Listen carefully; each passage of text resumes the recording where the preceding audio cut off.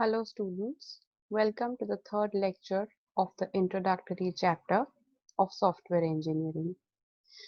In the previous lecture, we studied about what are the various development life cycle, what are the framework activities, what are umbrella activities, and how you are going to develop your software as a whole.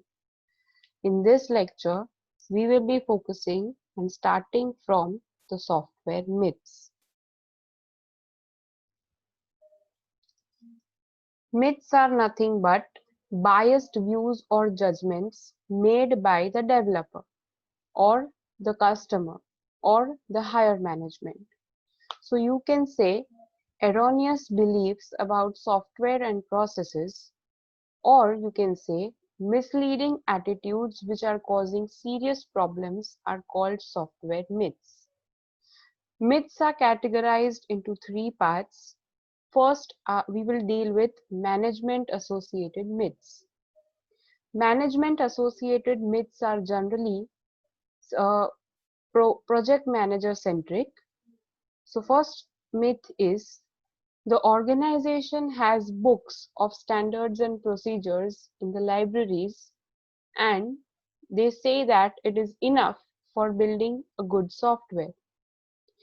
This is a myth because they may be true that they are having books, but books of standard may be existing, but are they used? Are the developers aware of its existence? Is it complete and adaptable? The answer to all these questions is generally no. The next myth is you can catch up by scheduling and adding more programmers if you are late in a software. So by adding people to a late software project further delays the software development time. People already working will have to spend time educating the newcomers regarding codes, maybe comments, maybe notations, maybe the different coding practices and standards that they follow.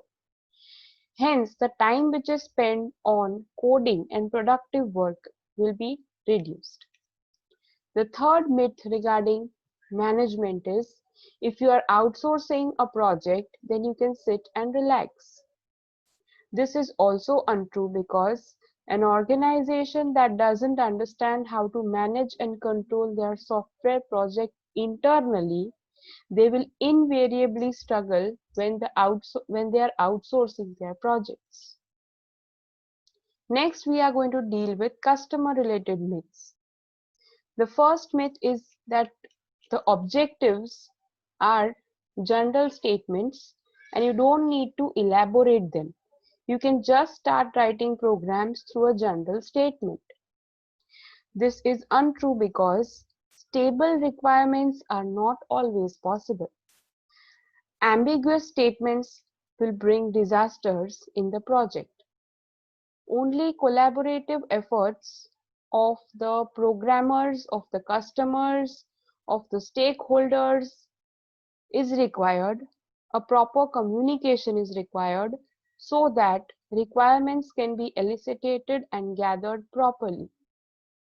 The second myth for the customer is software requirements change continually. What you are reading is totally true. The requirements do change, but this change comes with a cost. When changes are accumulated very late in the project, the cost of changing them dramatically increases. Ideally, if you wish to change any of the requirements, then it should be incorporated very early before the starting of the design and the coding phase. Because once it has been started, it is going to be a tedious task to solve everything and to bring out lower the cost. Next is practitioner related myths. Practitioner is nothing but the developer. So the developer related myths are job is done once program is written and it works. This is a myth because the main job actually starts after the delivery of the software. because you need to maintain the software, you need to continuously improve the software. You have to find out errors, you can enhance some functionalities by taking feedback from the customer after delivery. So after service is a main part in softwares. Next is technical reviews can be done in order to access or improve the quality of your products. So if the myth is, if your program gets running, there is without your program getting running, there is no way to assess the quality of your code. That is wrong, because in a technical review you have quality filters, and it is proof that they are more effective than testing for finding any faults in your program. Technical reviews are nothing but they are just documentation of your code, which are shown to the higher authority and auditors, and they will help you find out any problems or issues in the code. Next is the project consists of successful project is nothing but a working program. Now program is a very small part of a big project or a program. Therefore, just a small working program is nothing, is not a big milestone that you have achieved. The last myth is software engineering makes voluminous data, voluminous and unnecessary documentation, and slows down the engineering process. But in fact, SE is not just about creating documents, it is about creating a quality product, and it leads to reduction in work time, faster delivery, and high quality software delivery. Next, we are going to move to software process models. Now, software process we have already studied previously. It is nothing but it consists of certain framework activities or generic framework activities. They were planning, modeling, construction, deployment, coding. Those were our basic activities, generic activities. So now we are going to see in a software process model that how, in which way the generic framework activities like uh, communication planning, modeling, coding, and deployment are going to be carried out in different ways and different forms in order to develop the software. Now, models are basically in these 5 categories. The first category is the waterfall model. It is also called the linear sequential model, and it has basically uh, a classical waterfall model and its variant, which is the iterative waterfall model. First, we will move on to the classical waterfall model. The classical waterfall model is nothing but a linear sequential approach. The linear sequential approach is talking about the feasibility study, the requirement analysis, design, coding, integration testing, and maintenance. So here, your 5 framework activities are divided as your feasibility study, and your feasibility study is nothing but feasibility study is a detailed study whether your project is possible or not. Okay, next is your requirement analysis and specification phase, which is equal to your communication phase. Next is your design phase. The design phase is nothing but equal to your modeling phase. The next is coding and unit test, which is equal to your testing phase. Sorry, it is equal to your construction phase. Integration and system testing is equal to your testing and coding phase, and maintenance is equal to your deployment phase. Okay, now before we start with the different phases and study about them, let us know something about the waterfall model. The waterfall model works on an assumption that we are moving phase-wise in a linear sequential way. Means if you are in a feasibility study, you cannot skip requirement analysis and go directly to design. You cannot skip any step between, you need to follow each and every step. And it also believes, it works on an assumption that everything will take place perfectly as planned in the previous phase. So if I am in the coding phase, then I have to believe, I have to assume that there is no error in the till the designing phase. Okay. And it also believes that there will no issues will arise when you are moving from the previous layer to the next layer. Okay. Next, we will see what actually happens in the waterfall model. The waterfall model works in these following 6 phases. The first phase is the feasibility study. Feasibility study is nothing but you are understanding the exact requirements of your customer and you are communicating with them. Requirement analysis and specification is nothing but you are gathering the requirements, you are trying to analyze them, and you are writing or documenting them. So analysis is a part where you are trying to remove conflicting needs of the customer. There may be contradictory needs, there may be ambiguity, there may be missing values, there may be inconsistencies. You are checking them. And specification means you are writing down, documenting everything, all the requirements of the customer in a document called as an SRS or software requirement specification. Then after we are moving to the design phase, which is equal to your modeling phase. Here you have two approaches for designing. One is object oriented approach and one is procedure oriented approach. You can use any of them, but generally we prefer object oriented programming. Next is coding and unit testing.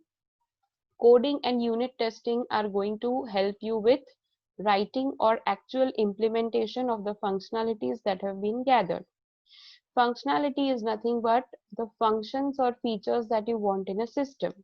If we take an example of a library management software, then book issue and book return, book search, these are the functionalities or functions of the system. Coding and unit testing is also focusing on testing of a particular module or a particular functionality. This is helping to solve the error which are a module specific.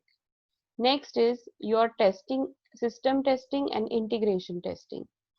Integration testing is nothing but a method through which you are integrating all the different parts that you have developed parallelly, integrating them at one place so that there are no compatibility issues later on. And in system testing, you are testing whether all the requirements that were collected during the feasibility and requirement gathering phase have been implemented properly or not. Then last is your deployment or your maintenance phase, where you are putting maximum effort because this is where your software is going to live for a larger part of time. The previous phases were just a fraction of a time in the whole lifetime, but maintenance is going to happen throughout the life of the software. Here you are correcting errors, you are enhancing functionalities, you are improving response time, etc. So this is how you are maintaining it. Now, where can this model be used? This model can be used at places where requirements are crystal clear, because you won't be able to change the requirements once you move out of requirement analysis and gathering phase. The product definition should be stable, it should not be wavering or changing. The technology in which you are going to develop should be well understood, because you can't bear any mistake at any phase. It is going to cost you to change them later on. Ample of resources and expertise should be available, because again, no mistake is allowed in this model. It is used for short projects and when you are creating a new version of an already existing product. What are the advantages of this model? The advantages of this model are your requirement specifications are completely clear. You know they are not going to change. So you can start working on it without any without any tension or pressure that the requirements are going to change later on. The another advantage is an inexperienced or a fresher team will be able to work on this model because there are no change in requirements, so they can focus on what we want to deliver. Making clones of existing model is easy because in a model which is already existing, your requirements will be very crystal clear. It gives the best output when it is executed correctly without any mistake. The disadvantage of this model is the model has a sequential execution flow. So if you are having a sequential execution flow, and if there is any mistake in any of the layers, any of the phases, then you are in a blocked state and you won't, and your error will be propagating downwards in all the different phases that are going to come next. So if you are going to do some sort of rework, first of all, rework is not possible. But in any case, if you want to do rework, then that is going to be a lot of cost. Okay, and rework here is not possible because you cannot go backwards in the flow. Water will always flow down, it won't flow upwards. Next is risk handling. If there is any risk happening here, there is again no possibility to go back. The water will flow downwards. And it is not suitable for real world projects because in real world, your requirements are going to continuously change. Okay, due to these reasons, we are moving towards this variant, which is the iterative waterfall model. Now, the iterative waterfall model is nothing but a model which is helping you to fulfill all the disadvantages of your waterfall model. So, sequential executional flow is no more a issue here because you have something called as a feedback paths. Feedback paths here are nothing but a place where you can go from the previous from one phase to the previous phase. So this moving back or feedback path is going to help you in propagating your errors back and checking them or reworking them again. Okay, so this waterfall model can be used where your requirements are ambiguous, you are not sure of the requirements, and you know that they may change further in your during the development of your software. You know that there are scope for corrections. You know as requirements will change, you will need to incorporate new changes in your software. So at that time, you can use the iterative waterfall model. You can use where activity repetition is required before proceeding further. So you can use it where you know that requirement analysis I'll have to do once more when I will reach the coding phase, or requirement analysis has to be done when I'm going to reach the design phase. So when you are sure that you have to return back to the previous phase, you can use this model. Okay. So what are the advantages of this model? There is no blocked state supporting rework. So if you are having some error in the coding part, surely you can go back to the design part, change the design again and come back to coding later on. Yes, but it will give you certain, you'll have to bear some cost for that, but it is possible in this case, which was not possible in the waterfall model. Next is feedback mechanism is there for supporting error corrections. You can start with unclear requirements also as they may change. The disadvantage is there is no feedback part to the feasibility state. So feasibility study is something that your project is possible or not. Now you have already started the project, so there is no question of going back to the feasibility state. You have to start with unclear requirements, and if there are feasibility study errors, then they cannot be corrected. Okay, so this was all about the waterfall models. We'll see the other models in the next lecture. Thank you.